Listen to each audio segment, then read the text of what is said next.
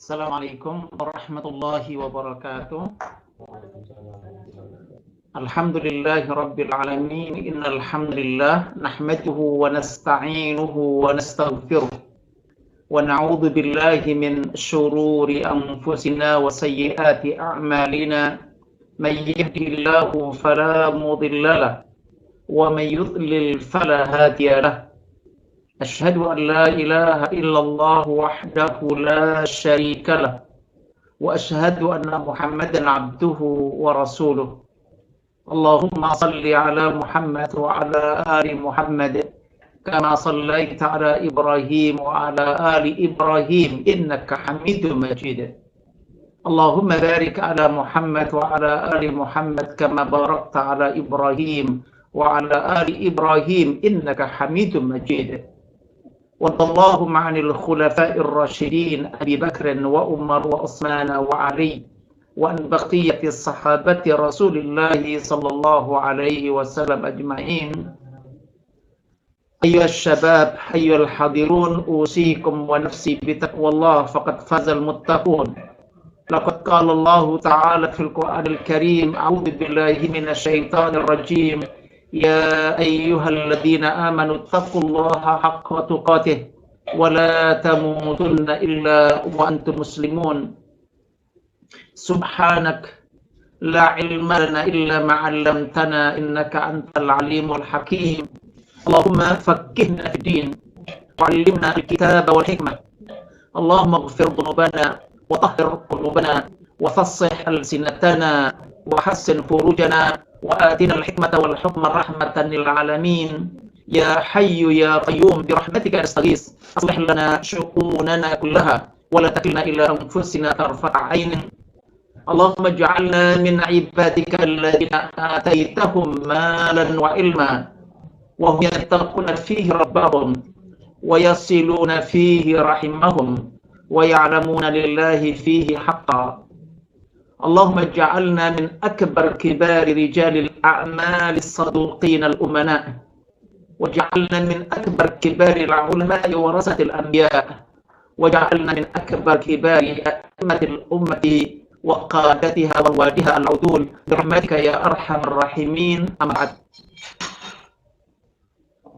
Sahabat-sahabatku, para pemuda bintang yang dimuliakan oleh Allah Subhanahu wa taala, Bapak Ibu yang mengikuti kajian ini yang dirahmati oleh Allah Subhanahu wa taala. Alhamdulillah, dengan rahmat Allah Subhanahu wa taala semata kita bisa bertemu kembali untuk melanjutkan kajian kita. Kita sudah memulai kajian kita di tema salat. Berjuta potensi pertolongan, berjuta potensi kebaikan.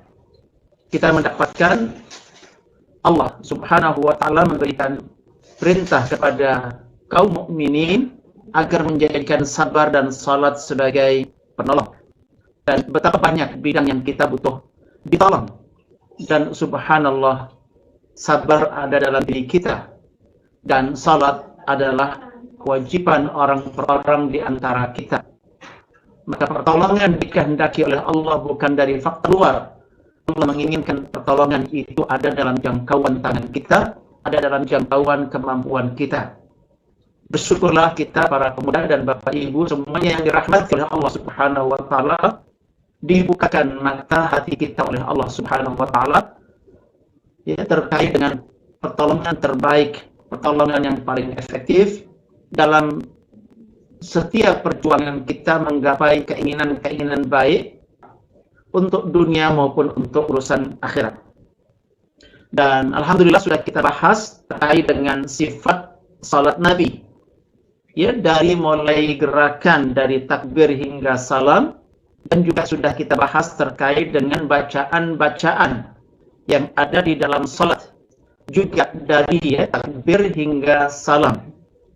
Saya berharap semoga Allah Subhanahu wa taala menyinari mata batin, mata hati kita dengan ilmu-ilmunya, dengan cahaya-cahayanya, dengan hikmah-hikmahnya, dan Allah Subhanahu wa taala menyempurnakan nikmat Islam, iman dan ihsan dalam diri kita.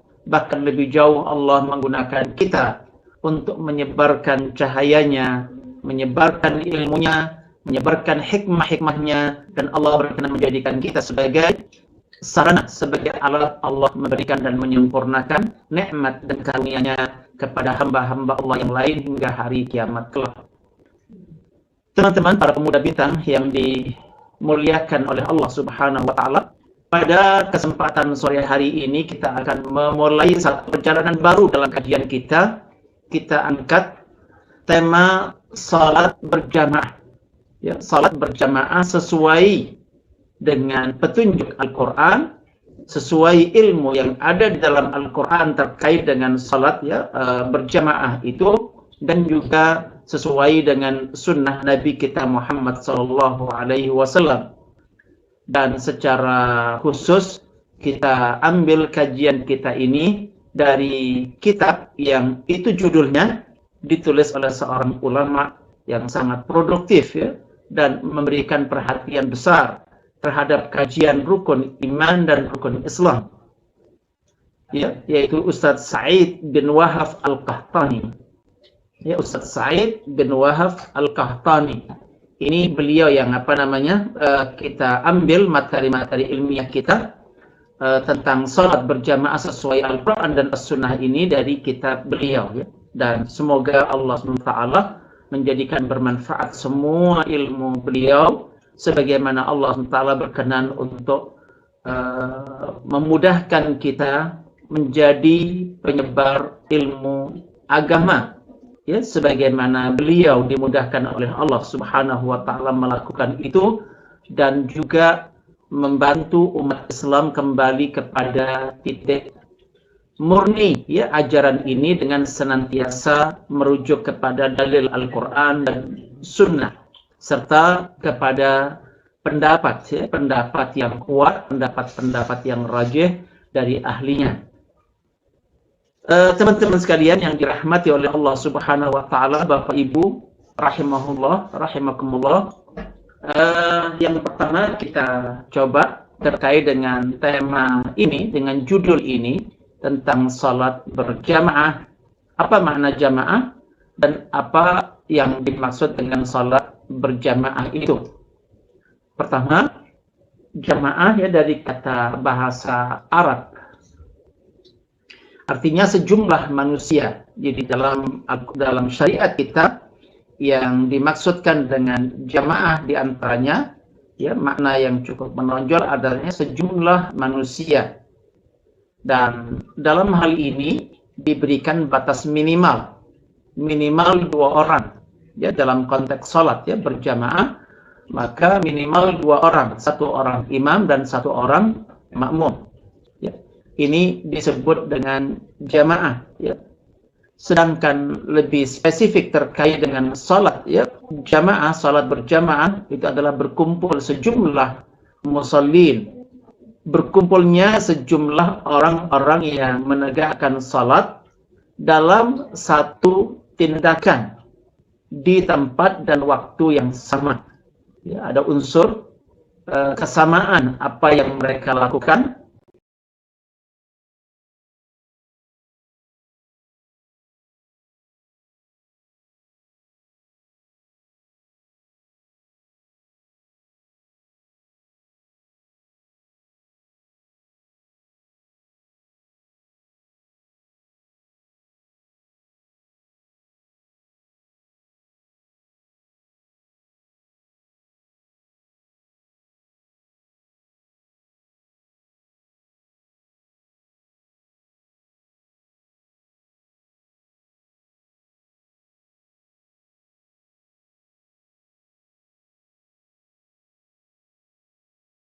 Kita tahu Rasulullah SAW menyampaikan terkait dengan salat berjamaah bahwa imam itu dijadikan imam untuk diikuti. Ketika dia takbir, kita semua makmumnya disuruh bertakbir. Ketika dia rukuk, kita semuanya disuruh melakukan amalan yang sama, yaitu rukuk. Ketika dia mengangkat badan dari rukuk, kita pun diperintahkan untuk mengangkat badan atau kepala kita dari rukuk. Ketika dia sujud, kita pun diperintahkan untuk sujud. Dan nanti sampai ketika beliau imamnya salam, kita diperintahkan untuk salam. Jadi orang yang mengerjakan salat itu berkumpul, bertemu mereka ya dalam satu tindakan. Ya. Dan yang menarik, ada unsur tempat dan ada unsur waktu, ya, di tempat yang sama dan di waktu yang sama. Ini kurang lebih ya unsur tentang pengertian salat berjamaah, ya. Ketika tidak terpenuhi unsur ini, maka tidak terpenuhi kriteria salat berjamaah itu. Ya, berikutnya hukum salat berjamaah, ya, hukum salat berjamaah. Dan terkait dengan hukum salat berjamaah, kita akan mendapatkan beberapa keterangan berikut. Ya, hukum salat berjamaah. Di sini sekaligus kita coba belajar tentang bahasa Arab. Ittafaqa ulama'ul Islam ala anna iqamatis salawatil khamsi fil masajidi hiya min a'zamil ibadati wa ajallil qurabat. Ittafaqa, bersepakat, ulama Islam, para ulama Islam, ala, sepakat atas apa? Atas anna iqamata as-salawatil khams, sesungguhnya penegakan salat yang 5, ya, salat wajib yang 5, fil masajid, ditegakkan di masjid-masjid, ya. Masajid jamak dari kata masjid. Hiya, penegakan salat yang 5 waktu di masjid-masjid itu disepakati oleh para ulama Islam min a'zamil ibadat. Dia termasuk ibadah yang paling agung. Jadi kita tahu ibadah banyak sekali yang disyariatkan oleh Allah Subhanahu wa taala, tetapi yang cukup menarik adalah bahwa melaksanakan dan menegakkan salat 5 waktu secara berjamaah di masjid-masjid ini masuk dalam kategori seagung-agungnya ibadah. Salat sendiri sebagaimana yang kita tahu pada pembahasan-pembahasan terdahulu begitu istimewa, ya, dan tentang keistimewaan syariat salat ini kita bisa mengetahui dari cara Allah menurunkan syariatnya, dibedakan dengan syariat Islam yang lain, ya. Cara Allah menurunkan syariat Islam yang lain, biasanya Allah melalui malaikat Jibril diutus menjadi penyambung untuk mengantarkan syariat itu kepada Nabi kita Muhammad SAW. Sesekali beliau tampil, ya, seperti manusia biasa dan menyampaikan dengan komunikasi, ya, sebagaimana manusia berkomunikasi, tapi kali yang lain tidak seperti itu, dan itu cara yang berat, ya. Iya. Tetapi untuk salat justru Allah memanggil langsung Nabi kita Muhammad SAW dan juga masih melibatkan Jibril untuk mendampingi baginda Rasulullah Muhammad SAW melalui sebuah peristiwa yang sangat luar biasa sebagai ujian keimanan, adalah melalui peristiwa Isra dan Mi'raj. Dia mengendarai kendaraan yang istimewa pula, ya, Burak. Berangkat dari Makkah, dari Masjidil Haram menuju ke Baitul Maqdis, ya, ke Masjidil Aqsa di Palestina, dan dari Masjidil Aqsa naik, ya, terus Mi'raj ke atas sampai ke langit 7 dan langsung, ya, mendapatkan perintah itu dari Allah Subhanahu wa taala. Ini sesuatu yang sangat luar biasa. Nah, yang menarik, ya, ibadah yang sangat luar biasa itu ditekankan oleh Allah, diperintahkan oleh Allah dan Rasulnya agar kita tegakkan secara berjamaah dan di masjid-masjid. Artinya bahwa dibangun di bumi Allah ini tempat untuk beribadah kaum muslimin. Bahkan nanti kita akan mendapatkan penjelasan bahwa bagian bumi Allah yang paling dicintai oleh Allah Subhanahu wa taala adalah masjid-masjid. Sebagaimana nanti kita akan mendapatkan penjelasan tentang tempat yang paling dimurka, dibenci oleh Allah adalah pasar. Ya, tempat yang paling dicintai oleh Allah adalah masjid. Nah, subhanallah ya, di sini para ulama sepakat bahwa pelaksanaan salat 5 waktu di masjid-masjid itu min a'zam, ya, termasuk seutama-utamanya ibadah. Wa ajallil qurabat, dan sebesar-besarnya amalan taqarrub kepada Allah, amalan untuk mendekat kepada Allah Subhanahu wa taala. Ini para ulama sepakat tentang ini. Walakin tanaza'al ulama, hanya akan tetapi para ulama berbeda pendapat. Ba'da dzalika fi kauniha, ya, setelah mereka bersepakat bahwa pelaksanaan salat 5 waktu di masjid itu ibadah utama, taqarrub yang paling besar kepada Allah SWT, mereka berselisih pendapat tentang hukum.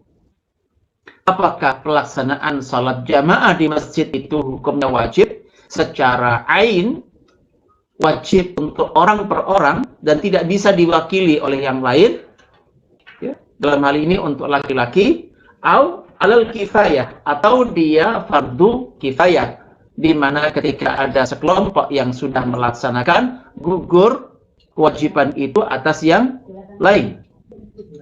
Au sunnah muakkadah, ataukah hukum salat berjamaah di masjid itu hukumnya sunnah muakkadah, sebagaimana kita akan lihat petanya seperti berikut. Ya.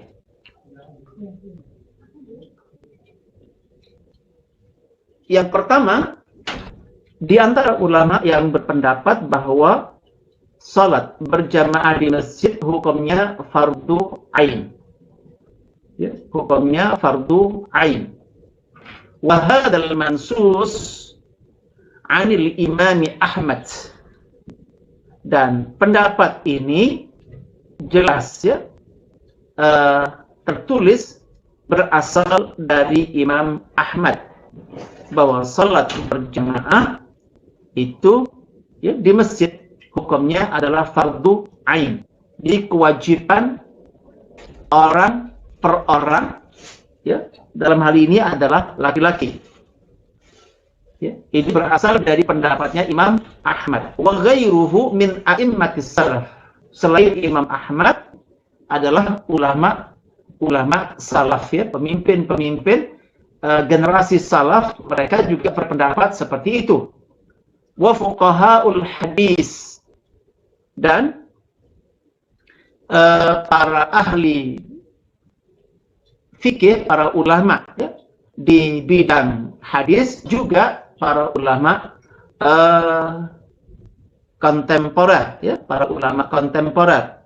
Jadi para ahli hadis dari kalangan para ulama, ya, di bidang hadis, ya, di setiap zaman, artinya mereka ketika merujuk kepada hadis, maka para, ya, ulama hadis dan juga para ulama, ya, ahli fikih kontemporer, mereka berpendapat bahwa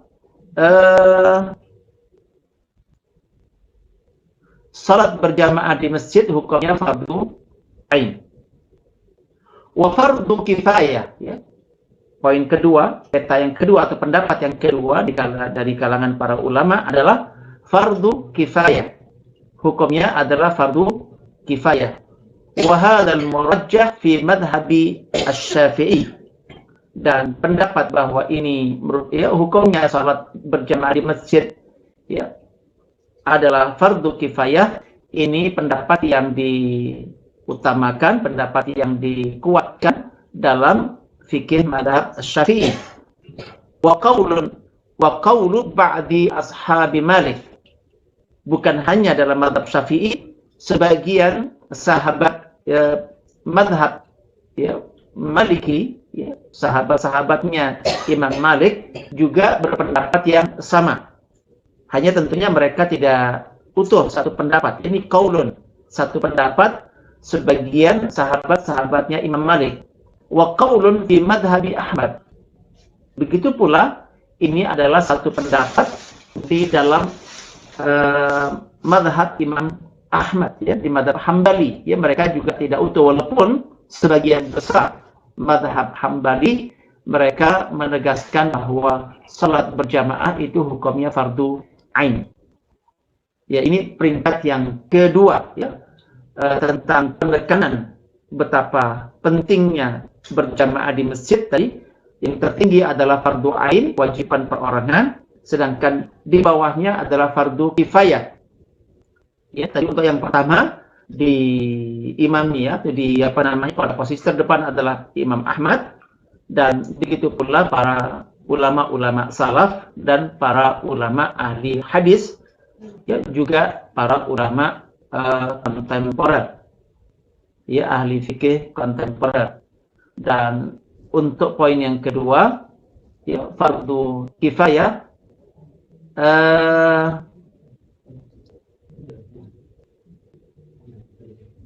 adalah fardu ini pendapat yang utama, pendapat yang paling kuat dalam mazhab Syafi'i, dan pendapat, ya, sebagian sahabat Imam Malik, dan juga satu pendapat dalam mazhab Imam Ahmad. Artinya bahwa dalam satu mazhab ada lebih dari satu suara, ada lebih dari satu pendapat. Yang ketiga, ini yang paling rendah, ya, status hukumnya adalah sunnah muakkadah, bukan sunnah biasa. Ya, sunnah muakkadah, sunnah yang ditekankan, ya, mendekati ke arah wajib, ya, sunnah muakkadah. Wa hadha huwal ma'ruf min ashabi Abi Hanifah. Dan pendapat bahwa salat berjamaah adalah sunnah muakkadah ini adalah pendapat yang paling dikenal dari sahabat-sahabat Abu Hanifah. Ya, kita tahu dalam 4 madhab yang paling sepuh, yang paling senior, yang paling duluan adalah Abu Hanifah. Nah, di kalangan, ya, sahabat-sahabat Abu Hanifah, murid-murid beliau itu paling kuat adalah menegaskan bahwa salat jamaah 5 waktu di masjid itu hukumnya sunnah muakkadah. Wa aksar ashabi Malik, bukan hanya sahabat Abu Hanifah, bahkan mayoritas sahabat Imam Malik juga berpendapat yang sama, yang hukumnya adalah sunnah muakkadah. Wa katsir min ashabi Syafi'i. Nah, kita dapatkan lagi dalam mazhab Syafi'i, ya, ternyata ada juga dari mereka ini yang menegaskan bahwa salat berjamaah hukumnya sunnah, ya, sunnah muakkadah, ya. Walaupun tadi mayoritas dalam mazhab Syafi'i adalah fardu kifayah, tetapi banyak, ya, katsir min ashabi asy-Syafi'i, banyak sekali dari sahabat-sahabat Imam Syafi'i yang berpendapat bahwa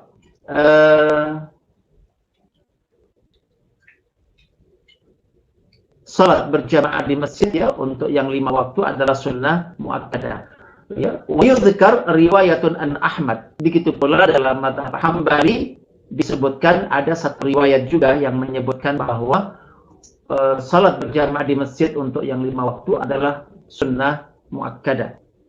Ya, begitu kita dapatkan peta, dan inilah keluasan, ya, di kalangan para ulama terkait dengan pendapat, ya, fikih. Asal ada dalil yang, ya, mereka jadikan sebagai pegangan, maka ini sesuatu yang ditolerir dalam agama kita.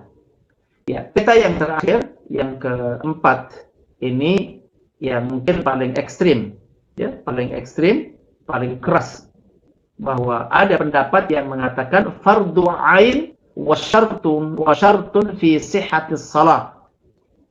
Dia, ya, salat berjamaah di masjid itu adalah hukumnya fardu ain dan juga syarat bagi sahnya salat. Jadi salat 5 waktu hanya sah ketika dikerjakan di masjid secara berjamaah. Wa huwa qaulun, ya, qaulu ta'ifatin min ashabi Ahmad. Ya, pendapat ini adalah pendapat sekelompok dari senior sahabat-sahabat Imam Ahmad.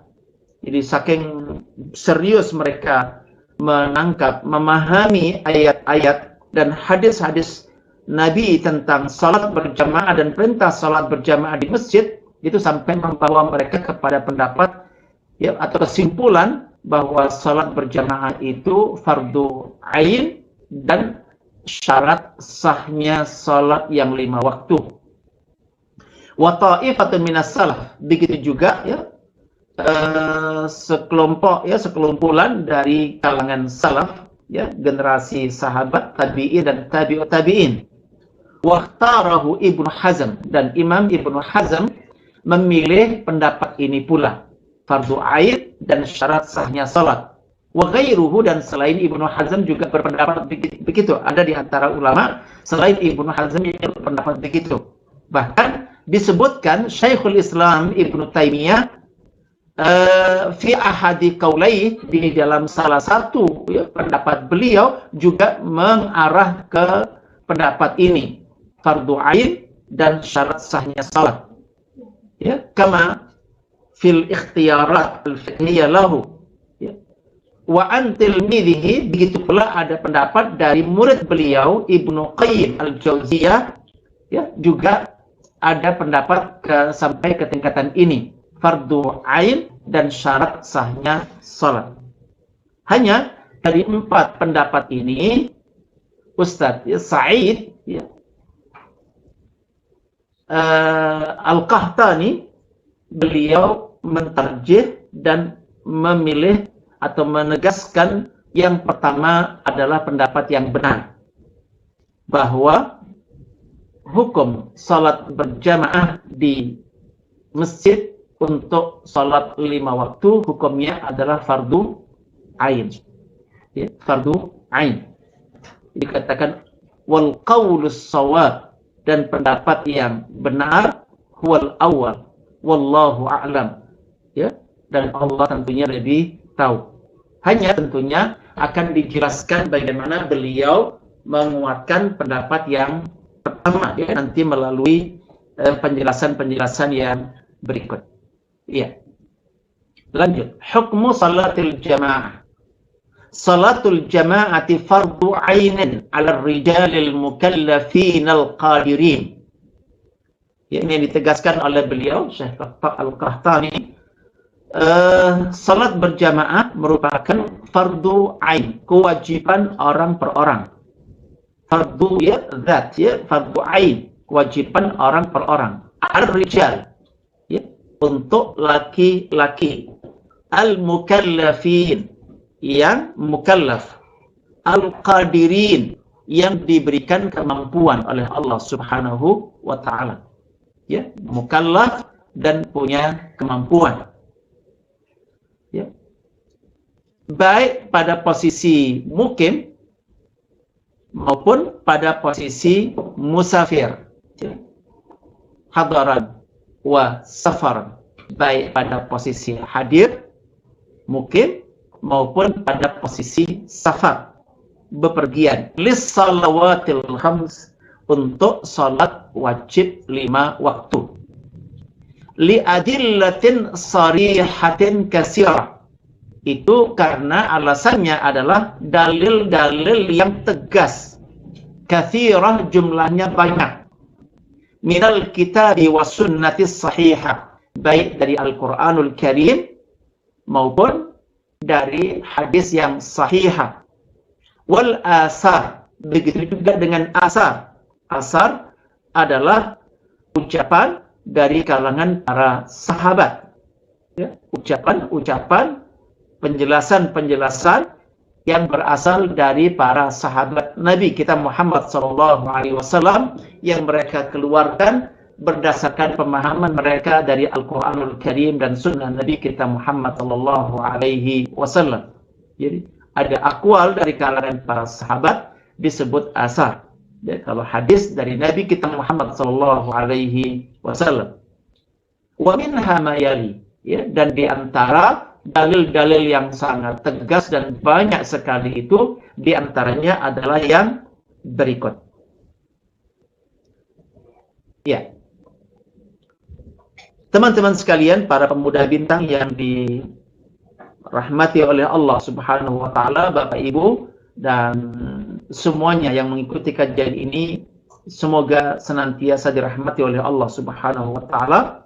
Dalil pertama terkait bagaimana pendapat bahwa salat berjamaah itu hukumnya wajib.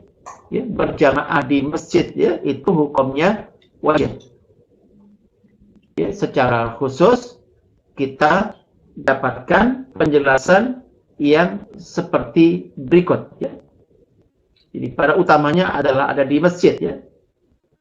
Wa idza kunta fihim fa aqamta lahumus shalah faltakum ta'ifatun minhum ma'ak wal ya'khudhu aslihatahum fa idza sajadu falyakunu min wara'ikum wal ta'ti ta'ifatun ukhra lam yusallu falyusallu ma'ak wal ya'khudhu hidrahum wa aslihatahum. Para pemuda bintang yang dirahmati oleh Allah, perhatikan di sini, di situasi perang, di situasi khauf, ketakutan, ternyata perintah salat berjamaah tidak gugur. Bahkan di sini ditegaskan oleh Allah Subhanahu wa taala pada saat situasi perang. Kita tahu bahwa dalam salat kita ada kekhusyukan, ada melihat dan memandang ke arah tempat sujud. Bahkan ada rukuk, dipastikan melihat ke bawah, padahal musuh di depan, di belakang, kanan dan kiri. Ada sujud. Lebih jelas lagi, kita tidak pada posisi waspada kepada musuh-musuh yang ada. Bisa dibilang ya posisi dalam tanda petik lengah, ya, tidak memperhatikan musuh, dan selama ini musuh selalu mencari momen-momen kelengahan di mana musuh mereka tidak memperhatikan pergerakan musuh mereka. Ya, di sini kita perhatikan, dan apabila kamu, ya, Nabi Muhammad SAW berada di tengah-tengah mereka, di tengah sahabatmu, lalu kamu hendak mendirikan salat bersama-sama mereka, maka hendaklah segolongan dari mereka berdiri ya salat bersamamu. Jadi jamaah dibagi dua. Ya, separuh pertama mengikuti gerakan Nabi kita Muhammad SAW. Ketika takbiratul ihram, mereka juga takbiratul ihram. Tetapi ada separuh yang lain tidak mengikuti langsung gerakan Nabi kita Muhammad SAW, tetapi menunggu saat di mana Nabi dan orang-orang yang bersama beliau salat mereka rukuk. Nah, disinilah kemudian, atau lebih spesifik sujud, ya, kemudian diperintahkan mereka yang berikutnya adalah untuk menyusul salat, ya, untuk menyusul salat, sehingga pada posisi ketika yang paling depan bersama Rasulullah mereka sujud, maka ada separuh mereka masih pada posisi berdiri sambil memanggul senjata. Ya, sambil memanggul senjata.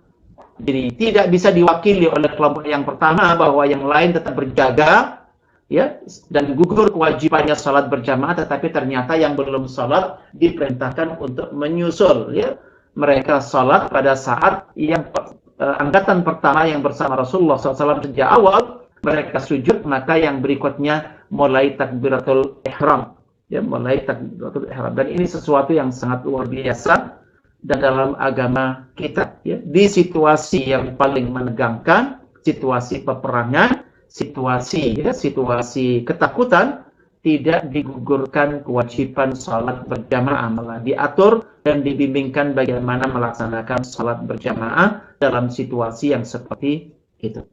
Disinilah kuat sekali penegasan dari Allah tentang bahwa salat, ya, berjamaah itu sesuatu yang mesti kita tegakkan dalam situasi apapun, bahkan dalam situasi perang dan ketakutan sekalipun tidak ada alasan untuk tidak melaksanakan sholat berjamaah. Iya.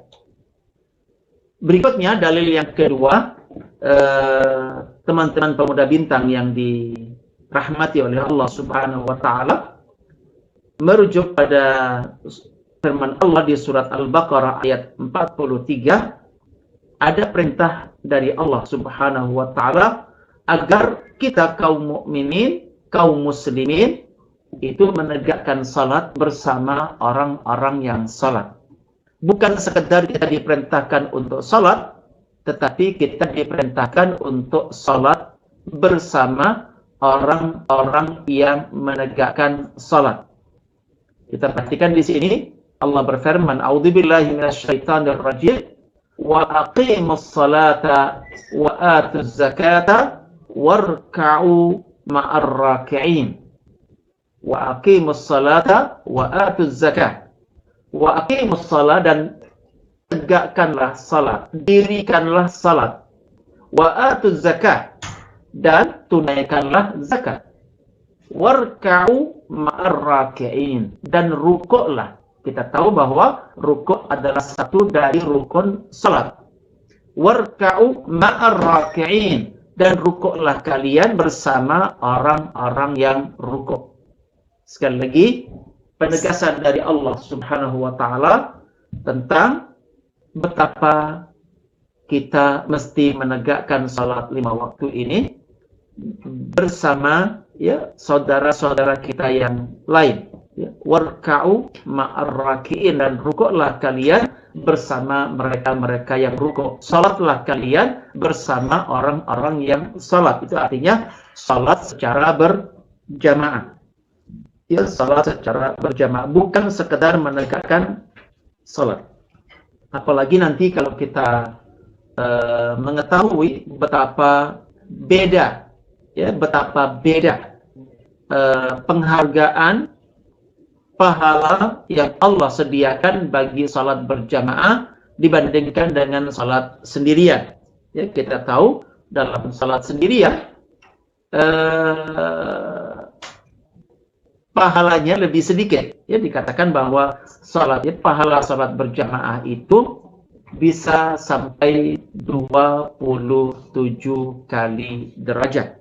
Ya, 27 kali derajat, dan ini sebuah pengkalian yang sangat-sangat besar dari Allah Subhanahu wa taala. Maka betapa salat ini menolong kita, terutama salat berjamaah, sangat-sangat menolong kita untuk meraih nilai-nilai yang tinggi dan bobot timbangan kebaikan yang besar.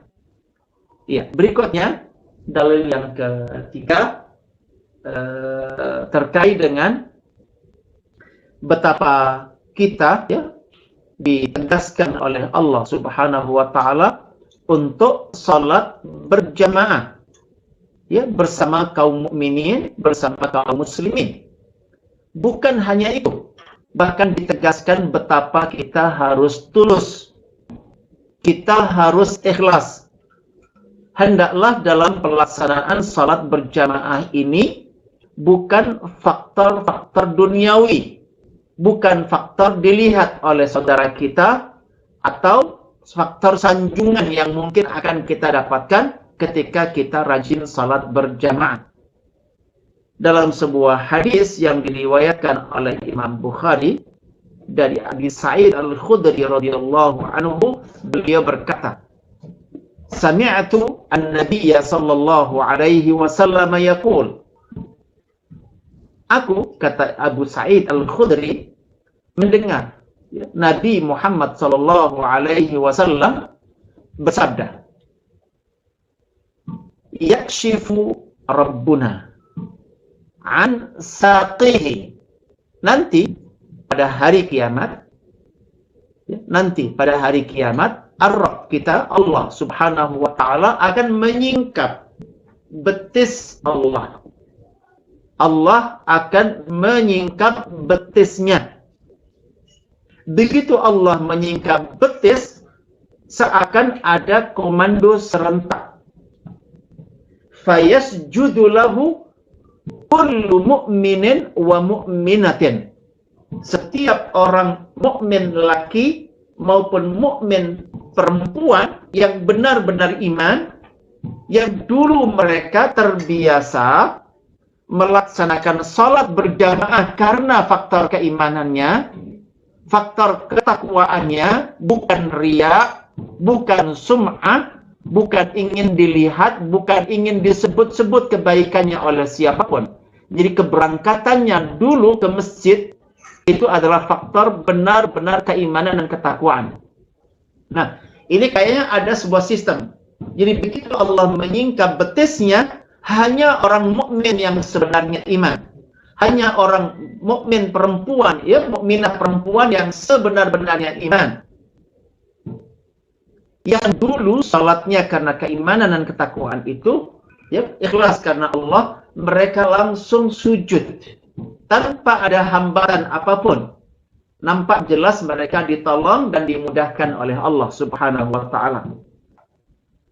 Wa yabqa man kana yasjudu fid dunya riya'a.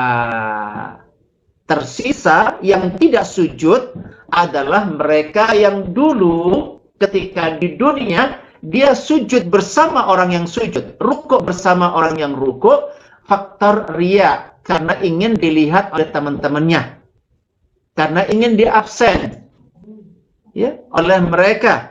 Ya, karena ingin diakui bahwa mereka termasuk orang baik sedemikian rupa.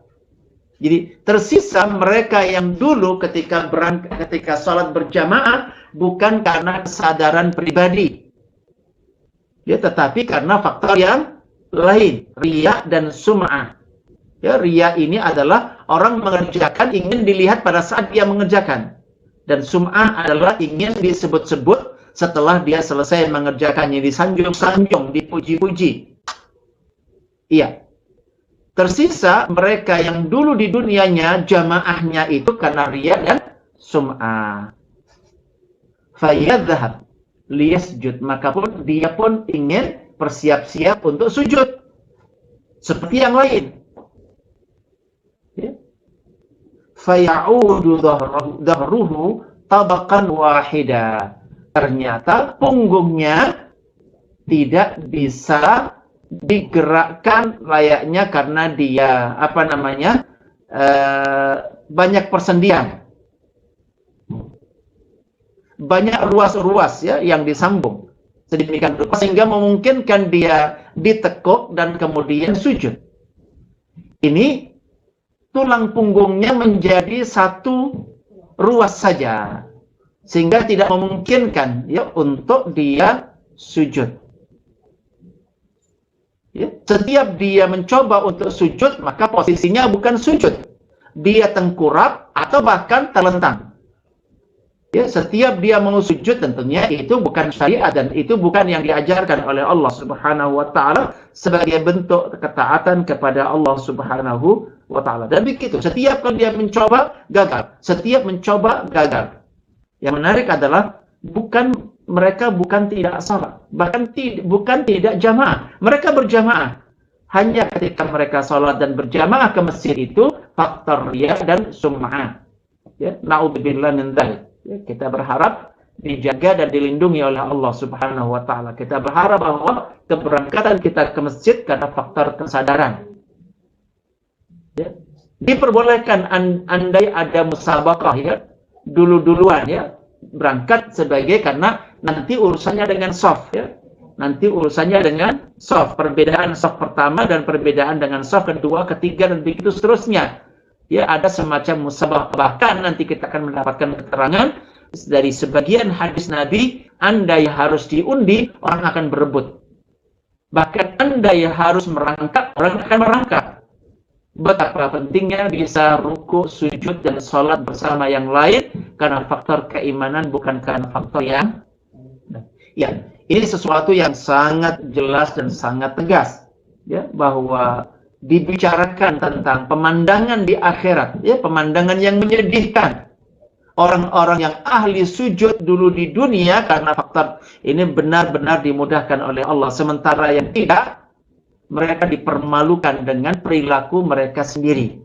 Keinginannya ingin sujud, tetapi tubuh mereka tidak manut, ya, tidak sampai nawata'na, ya, tidak mengikuti kehendaknya, ya, justru menentang dan kemudian membuat, ya, gerakan yang, ya, tadi hina, ya, rendah tadi, bukan sujud tetapi tertelungkup ya atau terlentang ya, karena tadi tulangnya ya menjadi satu ruas ya, tidak bisa ditekuk ya kecuali dipatahkan. Naudzubillah min dzalik. Ya, ini jelas sekali teman-teman sekalian yang dirahmati oleh Allah Subhanahu wa taala. Ya, di sini betapa para ulama yang masuk dalam kelompok yang pertama ini ingin menegaskan berdasarkan dengan ya, di antaranya dari dalil-dalil ini masih ada belasan dalil yang lain. Ya, insyaallah kita akan sambung dan kita lihat bagian yang keempat ya, bagian yang terakhir yang kita kaji dan kita pelajari pada kesempatan saat ini. Adalah perintah Nabi Muhammad SAW untuk sholat bersama jamaah. Ya, untuk sholat bersama jamaah. Ini penggalan sebuah hadis ya, penggalan sebuah hadis. Kurang lebih ya, panjangnya hadis ini adalah pada waktu itu Nabi kita Muhammad SAW mengkadar, ya, mengkadar. Dari setiap daerah itu ada perwakilan tinggal dan menginap di Suffah ya. Didampingi oleh Nabi kita Muhammad SAW, dibimbing secara keilmuan, dibimbing bagaimana praktek-praktek ibadah, dibimbing bagaimana mentarbiyah ya, faktor keimanan dan ketakwaan.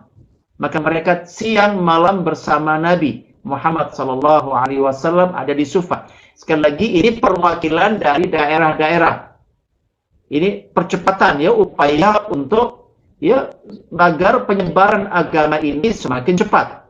Maka tidak menunggu giliran Nabi datang ke kampung mereka, ke desa mereka, ke komunitas mereka. Maka yang dikerjakan oleh Nabi ya memanage ya percepatan kaderisasi kader-kader itu dengan cara diambil perwakilan dari setiap daerah dan menginap di tempat Nabi Muhammad SAW siang dan malam. Dan ketika hari menunjukkan angka ke-20, jadi mereka sudah 20 hari 20 malam bersama Nabi, didampingi, dikader oleh Nabi Muhammad SAW. Ternyata Nabi menangkap para santri-santri ini mulai rindu ingin segera ketemu dengan keluarga mereka. Rindu ya, ketemu dengan istri mereka, dengan anak-anak mereka, dengan kesibukan mereka. Ketika itulah kemudian Nabi menangkap fenomena itu dan menyuruh mereka agar pulang. Ya, dengan tugas agar mengajari ya orang-orang di kampungnya, orang-orang di daerahnya apa yang mereka pelajari dari Nabi. Apa yang diajarkan oleh Nabi kepada mereka selama 20 hari 20 malam agar diajarkan kepada mereka. Dan Nabi memberikan instruksi, tegakkan salat. Tegakkan salat ya, di tengah-tengah masyarakatmu, kampungmu, desamu, kecamatanmu, tegakkan salat. Maka ini kalimat penyambungnya. Fa idza hadaratis salatu, pada saat waktu salat telah tiba, falyu'adzin lakum ahadukum. Hendaklah seorang di antara kalian adzan, memanggil, memberikan informasi bahwa waktu salat telah tiba dan kalian semua dipanggil untuk datang salat berjamaah. Perhatikan di sini penegasan Nabi Muhammad SAW, bukan mengajari mereka salat di rumah masing-masing. Tetapi Nabi menyuruh agar seorang di antara mereka adzan lakum, untuk mereka semua, warga semuanya. Ya. Dan kita tahu adzan itu artinya adalah informasi bahwa waktu sudah masuk dan sekaligus panggilan untuk mendatangi salat berjamaah. Wal ya ummakum akbarukum, dan hendaklah menjadi imam ya, untuk kalian salah seorang yang senior ya, salah seorang yang senior di antara mereka atau yang paling senior di antara kalian semua. Fal ya ummakum akbarukum, hendaklah ya mengimami salat kalian orang yang paling kabir ya, orang yang paling tua, yang paling senior di antara kalian. Hadis diriwayatkan oleh Imam Bukhari dan oleh Imam Muslim. Jadi sekali lagi kita mendapatkan dalil yang sangat kuat, perintah-perintah penegakan salat itu bukan konteks salat sendirian, tetapi diperintahkan untuk dikerjakan secara berjamaah. Dari 4 dalil ini di antara tadi yang kemudian dibaca oleh 4 kelompok tadi itu. Ada yang mengatakan fardu ain, ada yang mengatakan fardu kifayah, ada yang mengatakan sunnah muakkadah, bahkan tadi kelompok yang keempat mengatakan fardu ain dan syarat sahnya salat.